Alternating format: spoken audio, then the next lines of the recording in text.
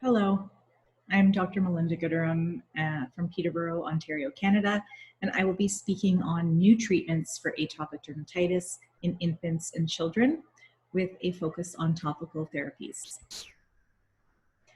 These are my disclosures, and I will be talking about some trials that I was an investigator in. So the main objectives for this session is to briefly review the current topical management of atopic dermatitis in infants and children, as well as giving you an update on what's new in this current AD landscape, and look at the future to the pipeline therapies of new topical agents for atopic dermatitis. So this is our toolbox for 2020. For topical corticosteroids, we have a range from very low to very high potency in a number of different formats: cream, ointment, lotion, gel, spray, etc.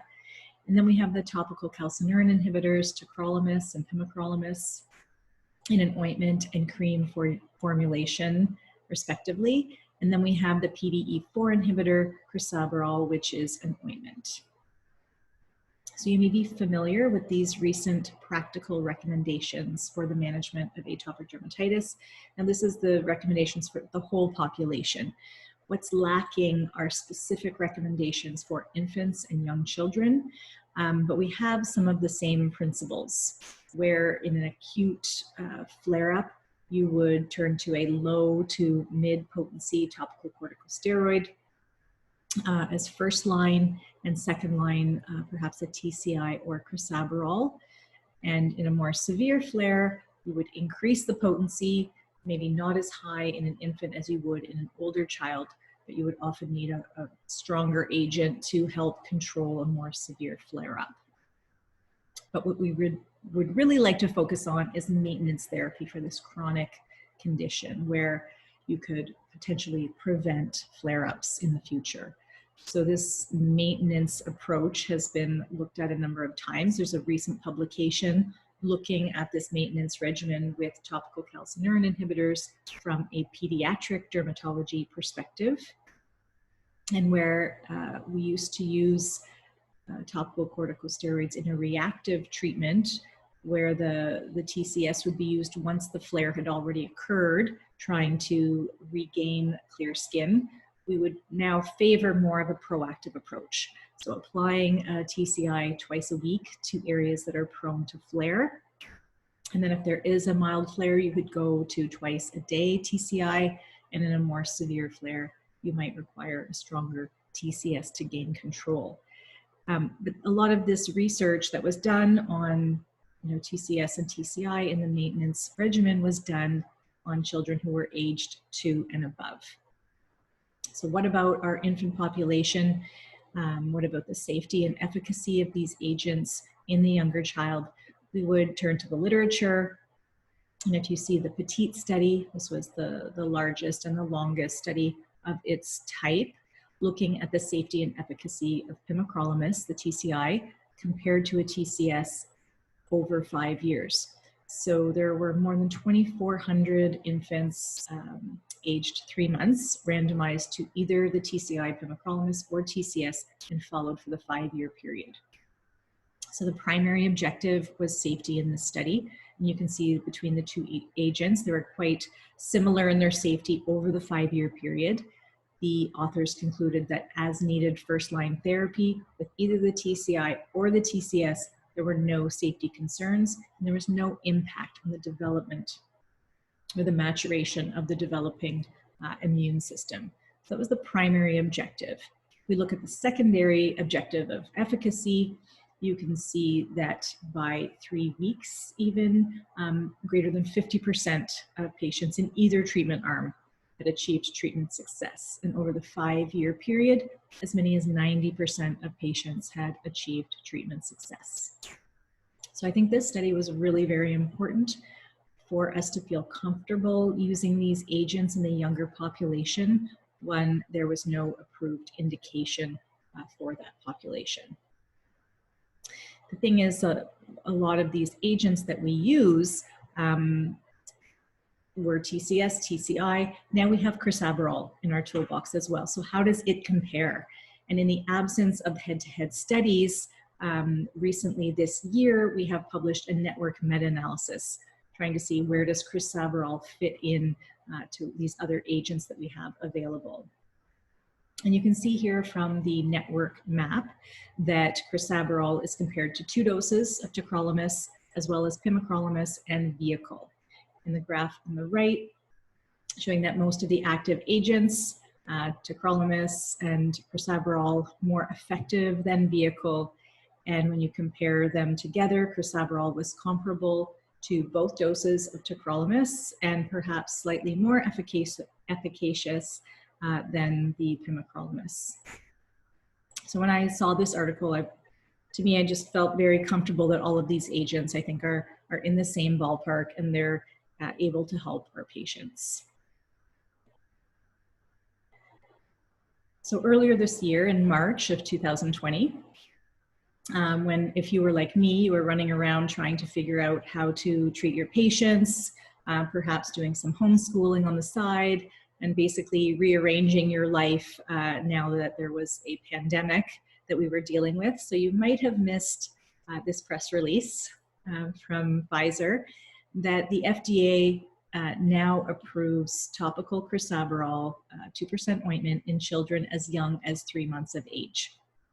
So this is really nice because it's the first steroid-free agent that is approved down to the age of 3 months of age. And that stems from this study, the CRUSADE CARE-1 study. I was an investigator in this study.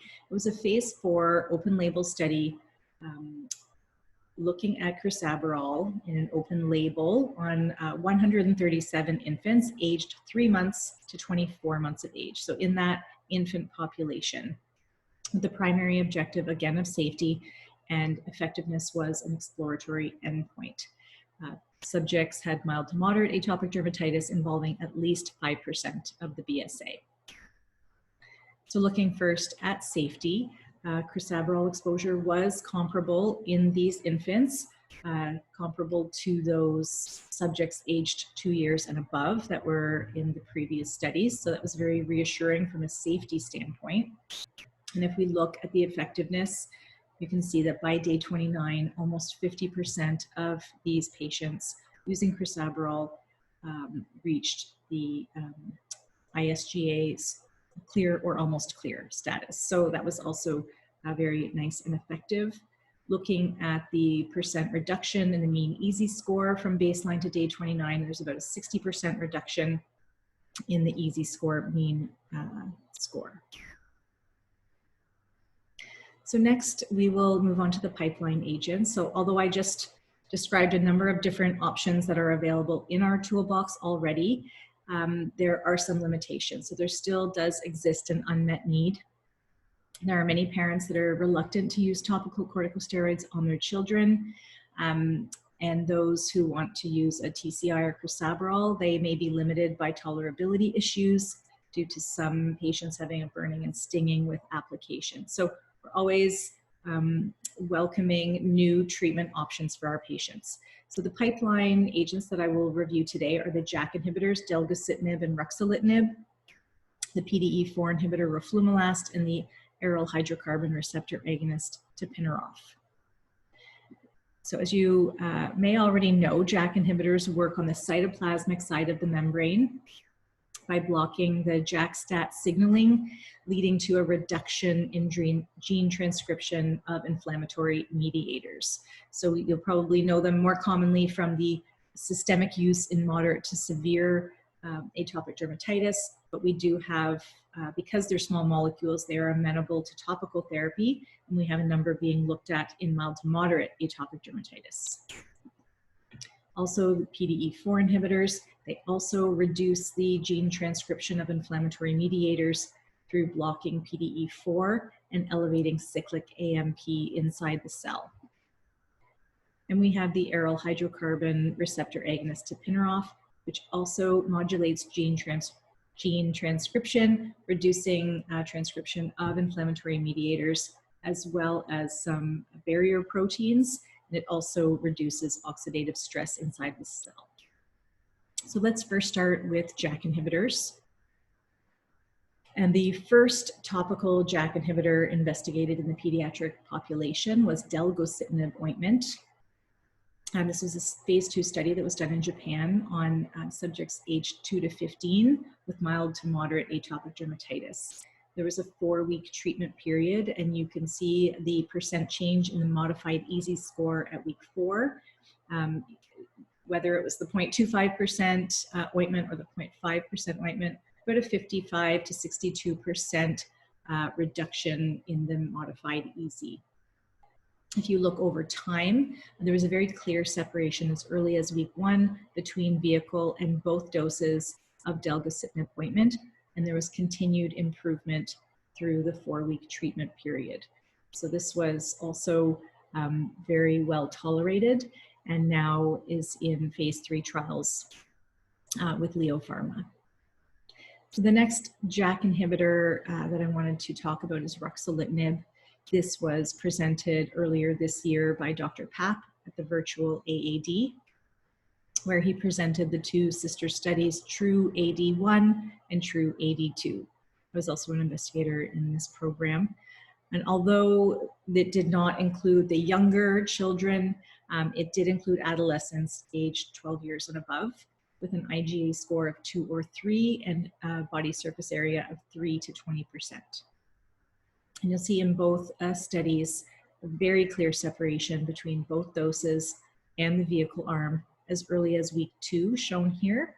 And if we look at the higher dose of the 1.5% ruxolitinib cream by the end of the treatment period, which was 8 weeks, greater than 50% of patients were considered IGA responders. The cream was also well tolerated and not associated with any clinically significant application site reactions, which is very reassuring for this population who often has this issue. So next, I will talk about the PDE4 inhibitor, roflumilast, which is being investigated in inflammatory skin diseases. So roflumilast has actually been around for a while. It's been approved as an oral therapy for COPD since 2011. So it's not a new molecule, but it's now been formulated topically as ARQ-151 and being investigated in both psoriasis and atopic dermatitis. So this was the phase 2 proof of concept atopic dermatitis study. Again, the younger kids were not included, the adolescents aged 12 and above, with a body surface area of 1.5 to 35% BSA with mild to moderate atopic dermatitis. Unfortunately, the primary endpoint was not met with an EASI change from baseline at week 4 due to a very high vehicle response. But the higher percent of the cream, 0.15%, ARQ-151, was statistically significant compared to vehicle in the secondary endpoints, EASI percent change from baseline, EASI 75, and IGA 0/1. So from a tolerability standpoint, there was no evidence of local tolerability issues of burning and stinging.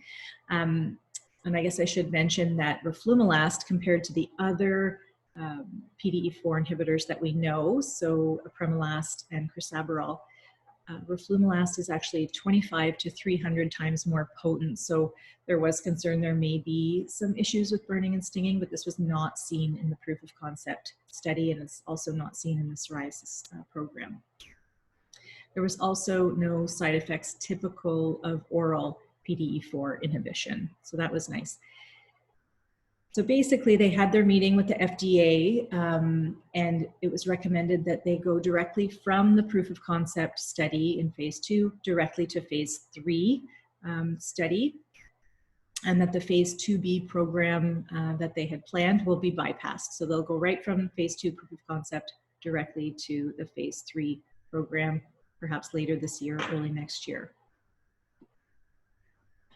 And finally, I'll talk about the aryl hydrocarbon receptor agonist tapinarof. So this molecule is currently owned by Dermavant, and they're doing their studies in psoriasis right now. The atopic dermatitis phase 3 program is being planned. But the phase 2 program was done by GSK, and this was a dose finding study. I was an investigator in this study as well.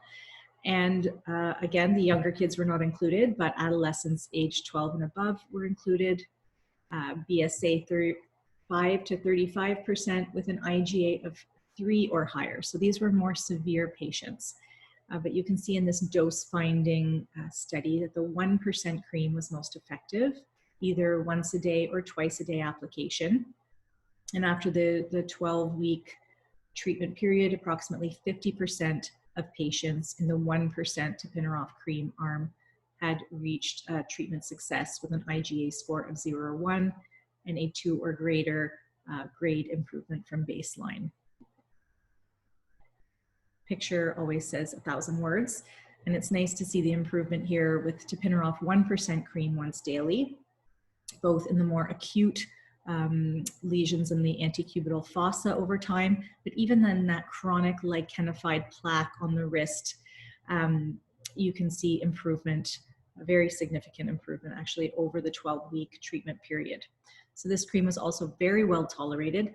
The most common treatment-related AE was, that was more common in the tapinarof group compared to the vehicle group was folliculitis, with a rate of 5% versus 0%. So this is one AE that we'll have to look out for in future studies, but this is something as dermatologists that we can easily manage. So to move on to the take-home messages, I guess what I hope you will take away from this talk is number one, that TCS, TCI, and crisaborole are all safe and effective topical agents in infants and children with atopic dermatitis. Based on a network meta-analysis, crisaborole is as effective as both doses of tacrolimus and may be more effective than topical pimecrolimus, but it is now approved in children as young as 3 months of age since March in the US. Also, if you're looking at pipeline agents, those ones to watch out for are the topical JAK inhibitors, the PDE4 inhibitors, and the aryl hydrocarbon receptor agonist tapinarof. And what's nice about these non-steroid molecules is that they have very promising efficacy, but very good tolerability and good safety. So although more research is needed in that younger population, in infants and children, before we can incorporate them into our practice, it is really nice to know that these new products are being developed to meet some of the unmet needs that we have in this population. So thank you very much for your attention, and I hope that I will be able to meet you again soon in person.